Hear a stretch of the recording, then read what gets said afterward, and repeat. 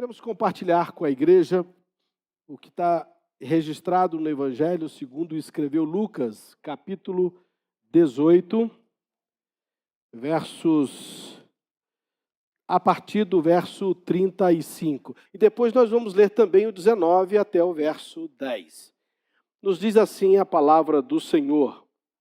Aconteceu que ao aproximar-se ele, Jesus, de Jericó, estava um cego assentado à beira do caminho, pedindo esmolas.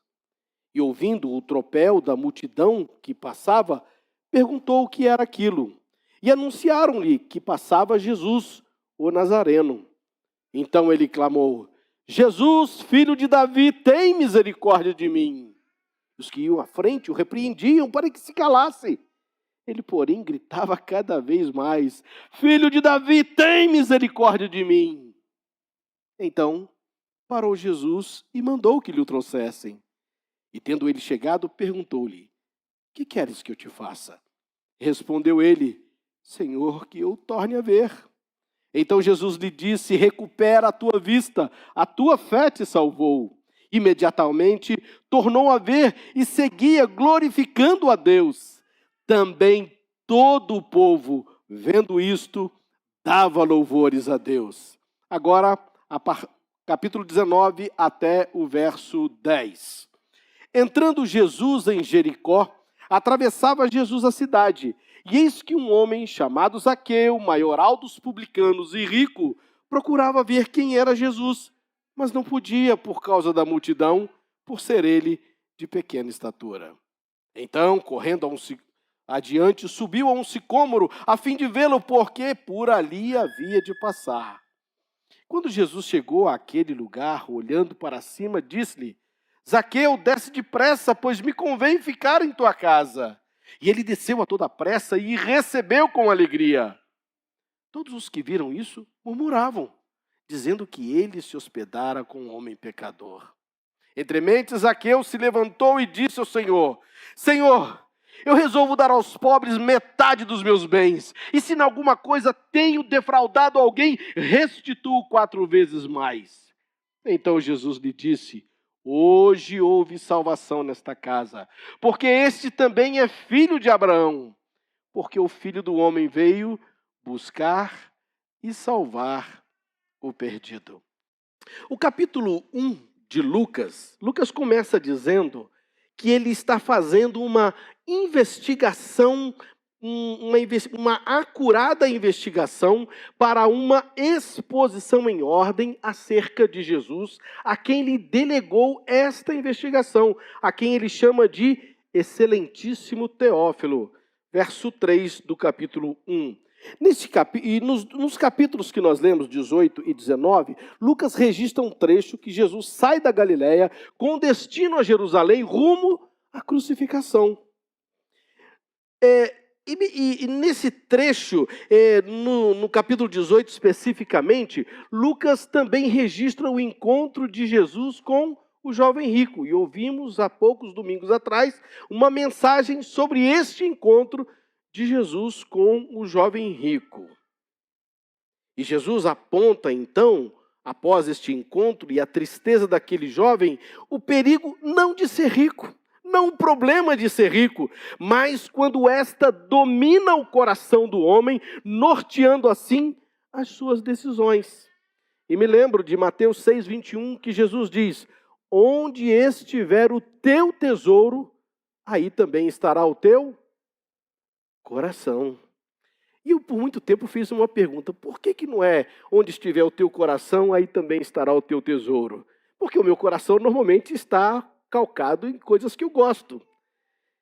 Cheguei à seguinte conclusão: que o meu coração não é capaz de mudar o valor de um tesouro, de uma nota de R$100, de muitas notas de R$100. Não é. Mas muitas notas de R$100, quem sabe um tesouro, pode mudar o valor do coração do homem. Vide Judas, 30 moedas de prata, mudou o valor do seu coração e negou a Jesus e entregou Jesus aos romanos. Me parece que o texto que lemos agora, do encontro de Jesus com este cego e com Zaqueu ser uma palavra prática do que acontecera com o jovem rico, aonde Jesus dá ênfase não ao problema de ter ou não ter coisas, mas da sua missão em salvar pessoas. Gente como eu e você, gente como Zaqueu, gente como cego, gente como aquela grande multidão, gente como esta multidão que nos cerca no dia a dia. A cidade de Jericó, e não estamos falando aqui que foi derrubada por Deus lá, os muros que caíram, não. Nós estamos falando de uma importante cidade que ficava entre a Galiléia e Jerusalém, cerca de 25 quilômetros de Jerusalém, 13 quilômetros do Mar Morto, e era uma cidade próspera, muito importante, um baita de um centro comercial. Talvez por isso, muitos publicanos, no qual Zaqueu era o maioral dos publicanos, ou seja, cobrador de impostos. Dito isso, meus irmãos, gostaria de meditar nessa noite com vocês a respeito disso. Jesus veio buscar e salvar pessoas, independente do que elas são, independente do que elas têm. Aprendemos aqui pelo menos 2 lições que eu gostaria de compartilhar com vocês. E a primeira delas é: as contradições entre pessoas não interferem na ação do Senhor Jesus em nos salvar. É verdade que tem a chamada por aí teologia da prosperidade, pregada por muitas instituições, que tem levado multidões a se reunirem buscando um evangelho de que quanto mais você contribui, mais bênção você vai ter. Onde os seus próprios líderes são os primeiros exemplos disso, de uma exposição financeira, como se vestem, com o carro que andam, aonde moram, e traçando assim uma grande linha dos que são muito abençoados, porque contribuem muito, e dos que são pouco abençoados, porque contribuem pouco ou têm pouca fé. Mas não é este o evangelho que Jesus prega e que nós pregamos e professamos. Jesus inaugura um evangelho que está preocupado com pessoas iguais a mim, iguais a você, com o que temos, com o que não temos, do jeito que nós somos. Jesus está olhando para nós, assim como olhou para aqueles homens. E falando dessas diferenças que não interferem na ação de Jesus, a minha vida, a sua vida, ou daqueles homens, olha quantas coisas o texto registra que são antagônicas, estão completamente diferentes na vida daqueles 2 homens que tiveram no final o mesmo resultado, as suas vidas salvas por Jesus. Vejam vocês, um vivia fora da cidade de Jericó, o outro na cidade de Jericó. Um era cego, o outro enxergava. Um pedia esmolas, o outro era rico. Um era mendigo, o outro cobrava impostos. Um ouviu o tropel da multidão, o outro viu a multidão. Um perguntou o que era aquilo, o outro nada perguntou. Um queria chamar a atenção de Jesus, o outro, em silêncio, apenas queria ver Jesus. Um gritou escandalosamente: Jesus, filho de Davi, tem misericórdia de mim. O outro, em silêncio, sobe numa árvore. Um continuou a gritar mais e mais. O outro só observava, esperando Jesus passar. Um clamou por misericórdia. O outro nada disse sobre o que queria. Jesus lhe perguntou o que ele queria. O outro, Jesus disse o que queria. Me convém ficar em sua casa. A um, Jesus curou da cegueira física. O outro, da cegueira espiritual. Um glorificou a Deus após a cura. O outro dividiu metade dos seus bens com os pobres. Uma multidão louvou a Deus pela cura. O outro, a multidão murmurou porque Jesus se hospedara na casa de pecador. A um, Jesus disse: a tua fé te salvou. E ao outro, Jesus disse: hoje houve salvação nesta casa, porque este também é filho de Abraão. Irmãos, vejam quantas coisas completamente diferentes neste encontro e na vida destas pessoas estão opostas entre si. Vejam quantos fatos aqui protagonizados por Jesus Cristo não foram empecilhos para que Jesus fosse na direção destas pessoas. Enfim, Jesus ensina àqueles homens, aos seus discípulos, à multidão que o seguia e também a nós hoje, que não são as nossas diferenças, sejam elas sociais, sejam elas o quanto temos ou o quanto não temos, que move o coração de Deus na nossa direção, a não ser o seu próprio amor por nós. Jesus ensina que não precisamos ser iguais a ninguém para que Deus se mova, porque dependemos apenas dele e nada mais. Paulo escreveu aos Colossenses 3,11, ele diz, olha, Cristo é tudo em todos. Ponto. Nós temos aprendido aqui com o pastor Eldon, que nós temos dons, talentos diferentes. Mas podemos ter dons e talentos iguais, mas ninguém vai fazer igual a gente faz. Porque cada um tem o seu jeito próprio de fazer. E quando servimos ao Senhor com os nossos dons e talentos, isso não nos torna mais ou menos no reino de Deus. Apenas servos que professam e servem ao Senhor Jesus. Portanto, não olhe para você com indiferença diante dos outros, seja pelo que muito você tem ou pelo que nada você tem. Pois estas coisas não movem o coração de Deus para nos abençoar e para nos salvar. Jesus ensina que são os corações que confessam a Ele como Senhor e Salvador. São chamados à salvação para adorá-lo e para servi-lo. João 6,37 disse Jesus, todo aquele que o Pai me dá, esse virá a mim, e o que vem a mim, de modo nenhum o lançarei fora. Queridos, nós somos os mais importantes para Jesus. É Ele quem se move na nossa direção, independente de quem somos ou quanto nós temos.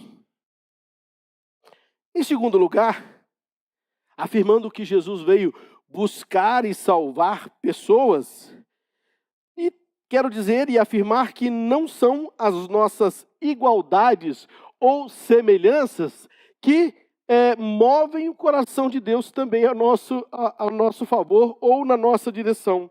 Assim como o texto registra diversos contrapontos entre aqueles homens, o texto também revela muitos pontos em comuns em suas vidas e neste encontro com Jesus. Neste encontro com Jesus, embora fossem totalmente diferentes, tiveram o mesmo resultado, foram salvos por Jesus. Veja o que o texto nos diz a respeito das semelhanças dessas pessoas. Ambos tiveram Jesus como protagonista deste encontro, fato. Ambos tiveram Jericó como palco para encontrarem Jesus, fato. Ambos souberam que Jesus passaria por eles, fato. Ambos quiseram ver Jesus. Ambos criaram estratégias para verem Jesus. Ambos superaram as suas barreiras para verem Jesus, fato. Ambos tiveram a atenção de Jesus. Por causa de ambos, Jesus parou. Ambos foram salvos por Jesus. Ambos foram exemplos práticos para a multidão, os discípulos e para nós sobre a missão de Jesus de buscar pessoas, independente do que são, independente do que elas têm. Ambos tiveram reações imediatas neste encontro com Jesus. Ambos testemunharam acerca do Senhor Jesus. É verdade que nós olhamos para algumas pessoas como exemplos e às vezes até queremos ser como elas, mas quando falamos no mover de Deus na nossa direção para nos salvar, não precisamos ser iguais a ninguém, só precisamos reconhecer a Jesus como Senhor e Salvador, porque não são as nossas diferenças ou as nossas semelhanças que movem o coração de Deus a nosso favor, a não ser o seu próprio amor por nós.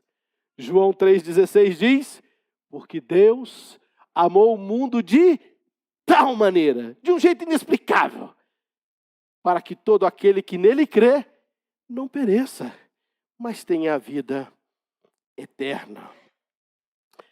Dito isso, meus queridos, gostaria de fazer algumas aplicações para a gente sair daqui pensando a respeito deste encontro com Jesus.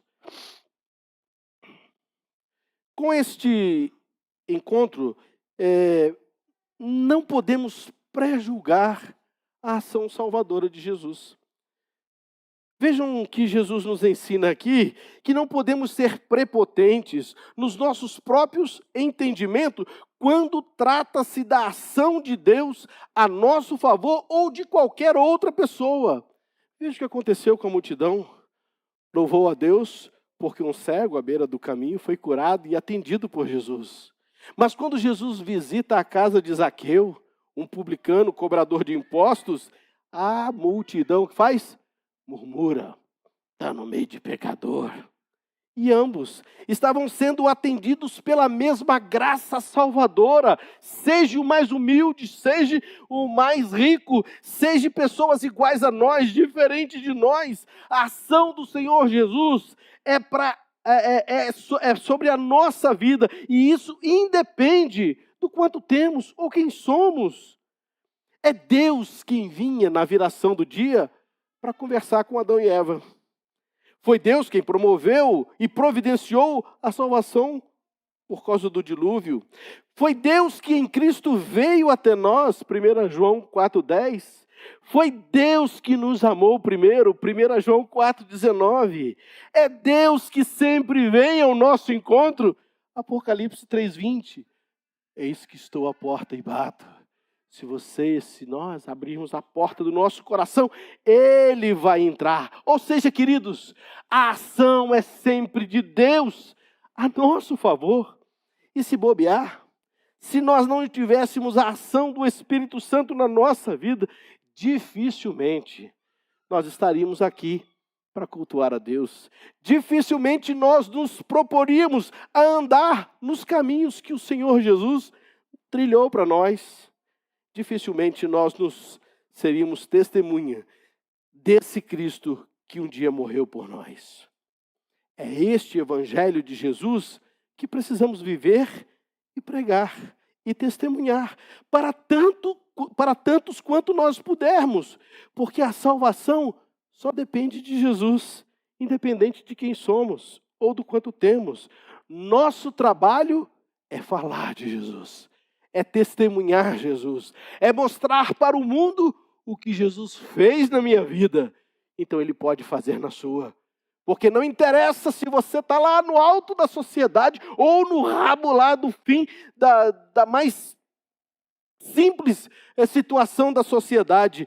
Jesus é capaz de tocar nesses expoentes. Salvou lá o maioral e salvou também aquele mendigo. Se Jesus é capaz de tocar na vida desses expoentes, então certamente Ele nos abraça, estamos entre esses expoentes. Esse é Jesus que nós servimos, é esse Jesus que nós devemos testemunhar. Uma segunda coisa, Jesus veio buscar e salvar pessoas, independente do quanto tem. Jesus ainda está salvando pessoas, e isto vai acontecer até que Ele volte. Porque quando Ele voltar, certamente essa busca vai se encerrar. E encerrada essa busca, restará apenas céu e inferno. Você sabe ou está ciente para onde você está caminhando? Jesus ainda se move na direção daqueles que anseiam por Ele.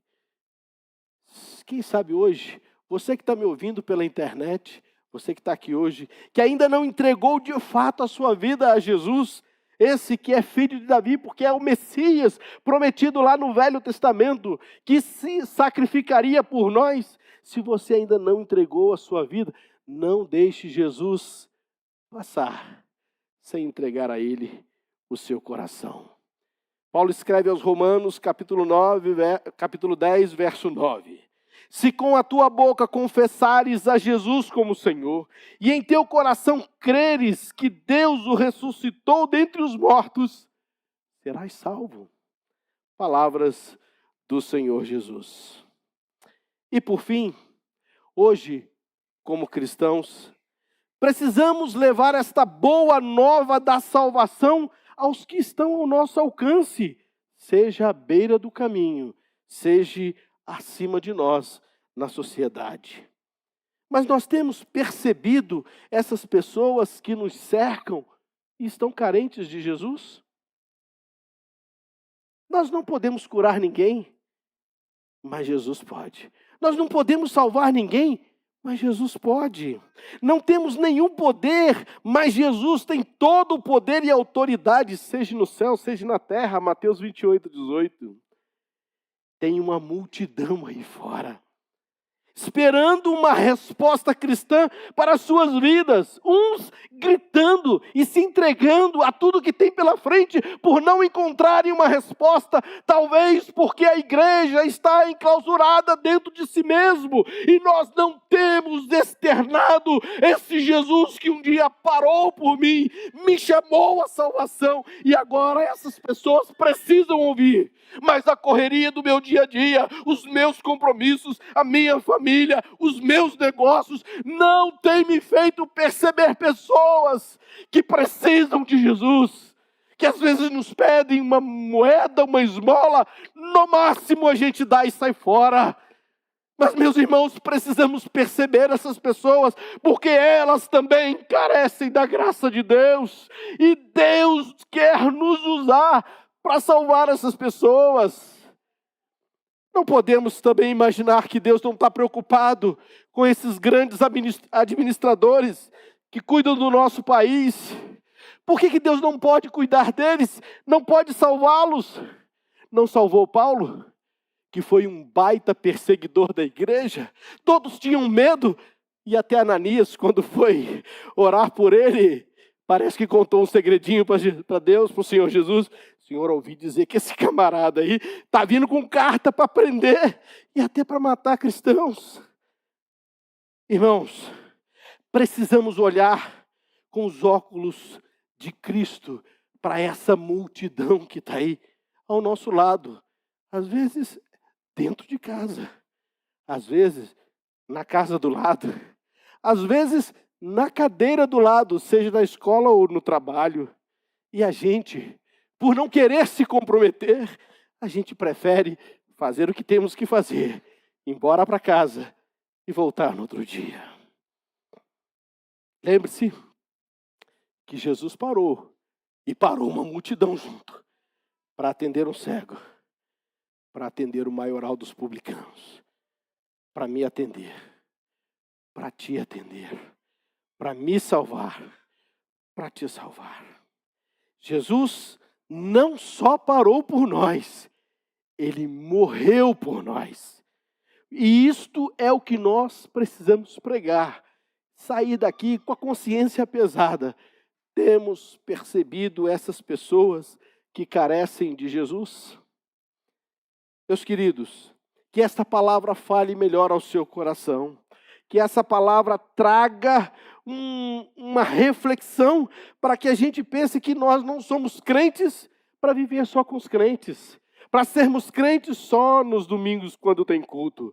Precisamos ser cristãos quando trabalhamos, precisamos ser cristãos quando estamos no colégio, precisamos ser cristãos quando estamos no mercado, no médico. A gente precisa perceber pessoas que carecem de Jesus. Não só pelo que elas não têm, ou pelo que muito elas têm. Aprendemos com essa palavra que Jesus não faz distinção de pessoas. A mesma graça que salva um, salva o outro. Nos salva. E é isso que a gente precisa pregar. Que o Senhor Jesus fale melhor ao seu coração. Que o Senhor Jesus fale melhor à sua vida. E que saiamos daqui com vontade de testemunhar aquele que um dia separou tempo para me salvar.